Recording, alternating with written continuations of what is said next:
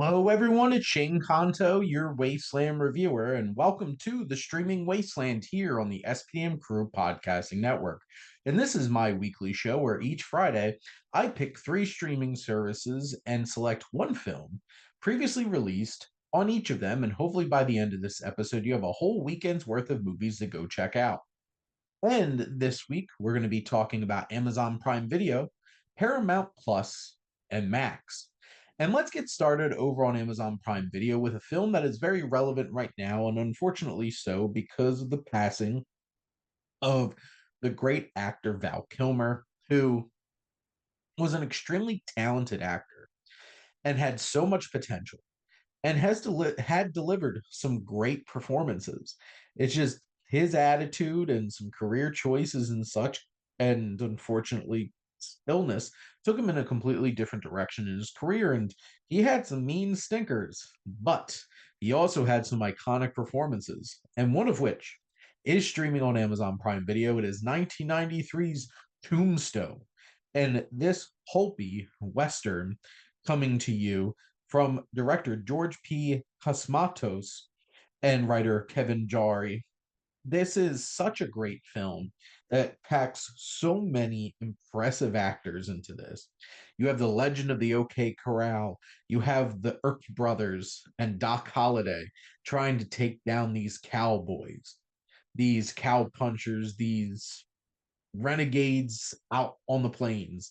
And this film just has that big old school Hollywood kind of feel.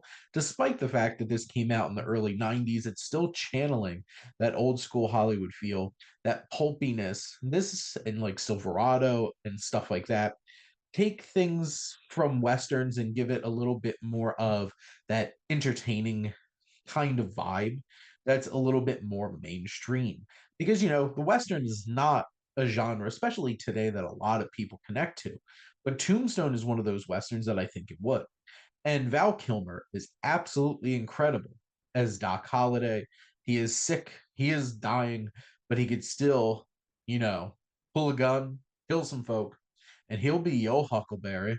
And Val Kilmer is just excellent in this film. The aggressive mustache game in this movie is off the charts.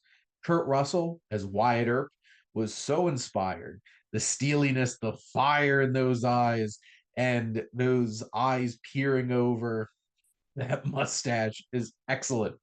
And you have the likes of, speaking of mustaches, Sam Elliott, Bill Paxton, Powers Booth, Michael Bean, Charlton Heston, Billy Bob Thornton, Thomas Hayden Church, Stephen Lang, and so many others. Like even Harry Carey Jr. was in this, Michael Rooker. There's just so many talented actors, even Billy Zane. It's quite impressive how many famous actors they got to be in this film. It has great action. It is thrilling. It is sprawling. It has weight and stakes and some great shootouts, thrilling chases across the plains, and one great standoff at the end. And just there's a lot of emotion, there's a lot of charm. This is such a great, engaging, fun, and very approachable kind of Western that delivers in so many different ways. Next up, we have Paramount Plus, and I want to talk about the first feature film from one of Hollywood's most beloved directors, Paul Thomas Anderson, and this is Hard Eight. This came out in 1996, and this crime thriller, caper heist flick really put Philip Baker Hall in a role that let him shine as a leading man. He's not the kind of actor that got a whole lot of opportunities like this, and he really nailed it. He is hard, he's mysterious.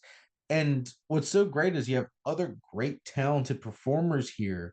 You have the likes of John C. Riley, who was really on a streak there in early PTA career with this and Boogie Nights and Magnolia.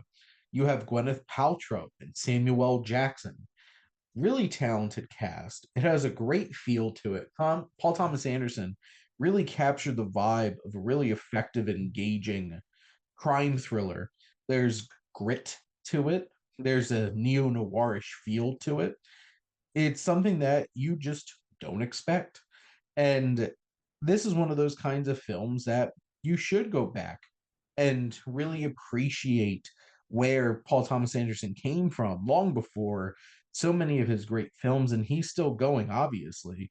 And this is one of those kinds of films that it's a stripped down thriller that might not seem like, hey, this doesn't feel like a PTA film, but there's so much talent, technical prowess, and just vision here that makes this a really effective and engrossing thriller that finds a stranger mentoring a young, troubled Reno gambler. And it's so interesting that this is Reno and not Vegas. And it just has that vibe to it. And PTA really delivers an impressive first effort. Lastly, we're going to head over to Max and go way back to 1925 to one of the great early comedy stars of the time. It's not Chaplin, it is not Buster Keaton, but it's Harold Lloyd. And this is The Freshman.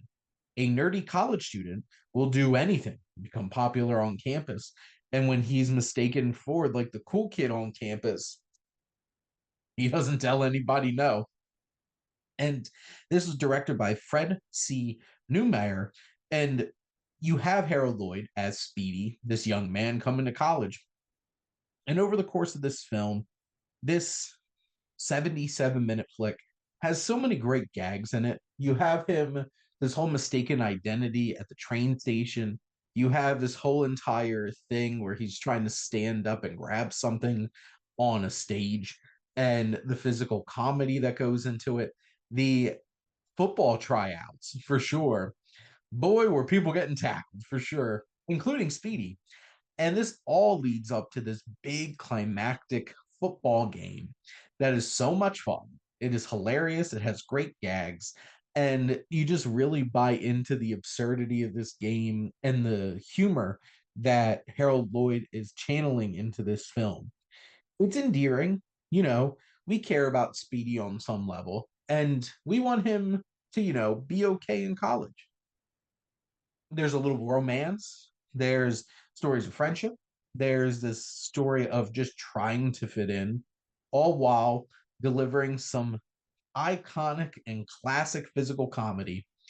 And this is still that silent era of filmmaking, and you really needed to deliver on the visual and the physical when you couldn't articulate things through sound. And this film in particular found so many great situations to put Harold Lloyd in to really make him stand out as a great physical comedian. And the humor still stands up today. It's a lean, it's fun, it's just a charming good time, and you should totally check it out. But that's a wrap here on the streaming wasteland. Let's give this a little bit of a recap. Over on Amazon Prime Video, you have 1993's Western Tombstone. Over on Paramount Plus, you have 1996 crime thriller Hard Eight. And way back when, in 1925, we have The Freshman there on Matt's streaming service. But that's a wrap. Thank you all for listening. Make sure to like, comment, and share on this episode. What is your favorite Western? Do you like that 80s, 90s era where it was a little bit more mainstream and pulpy and fun? Do you like, what's your favorite like first outing for a famous director where it's all stripped down and has this very indie kind of feel? And do you have any particular favorite, like, are you a Chaplin? Are you a Keaton? Are you a Harold Lloyd fan? But make sure to follow and subscribe or listen to your podcast. There's so many great shows here on the SPDM Crew Podcasting Network. It's a little overwhelming at this point to keep up with all of them. We're ever expanding. And if you have ideas for podcasts or you want to be a guest, please sure to reach out and check out our website. And if you like our logo, check out High Flyer Creative for all your digital marketing needs. But most importantly, thank you as always for tuning in, supporting your here, supporting the streaming wasteland on the SPDM Crew Podcasting Network.